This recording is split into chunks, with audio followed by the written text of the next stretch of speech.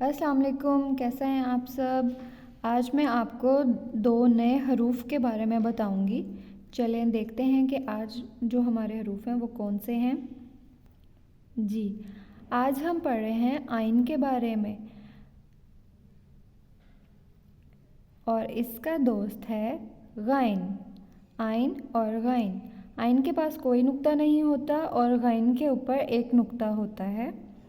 अब पहले हम इसकी लिखने की प्रैक्टिस करते हैं कि आइन को बनाया कैसे जाता है। आपने मेरे साथ प्रैक्टिस करनी है, जिस तरीके से मैं लिखूंगी उसी तरीके से आपने घर में इसकी प्रैक्टिस भी करनी है। पहले एक छोटा सा चांद बनाना है आपने और फिर नीचे बड़ी सारी टमी बना देनी है उसकी।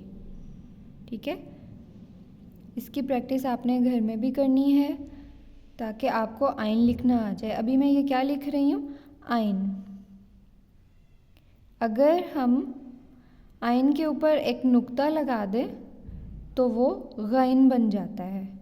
ठीक है, अगर आप उसके ऊपर एक नुक्ता लगा देंगे तो वो गाइन बन जाएगा। ओके, अब हम देखते हैं ये आइन क्या कर रहा है। आइन एक अदालत में पहुंचा हुआ है। देखिए यहाँ पे बहुत सारे लोग हैं, जज हैं, वकील हैं, यहाँ पे बहुत सारे लोग हैं।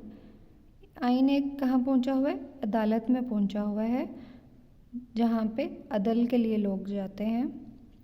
और दीवार पे अरबी लिखी हुई है। हम अरबी पढ़ते हैं कुरान पाक में, तो कुरान पाक में जैसे हम अरबी पढ़ते हैं वही दीवार पे लिखी हुई है। और देखें दो अंकल ने ऐनक भी पहनी हुई है। ठीक है, अब देखते हैं गाइन कहाँ पे है। गाइन तो गुब्बारे लेके एक गार के पास पहुंचा हुआ है।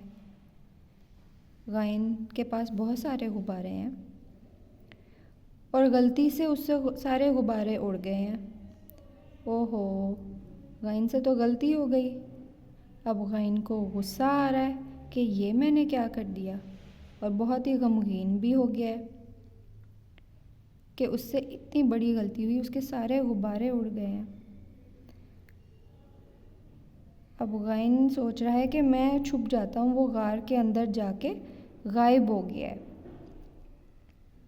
अब आपको पता चला कि गाइन से और आइन से क्या क्या चीज़ें बनती हैं। आप सब ने घर में इसकी प्रैक्टिस करनी है और ढूंढने हैं अल्फाज जो आइन से और गाइन से बनते हैं। अल्लाह हाफ़िज़।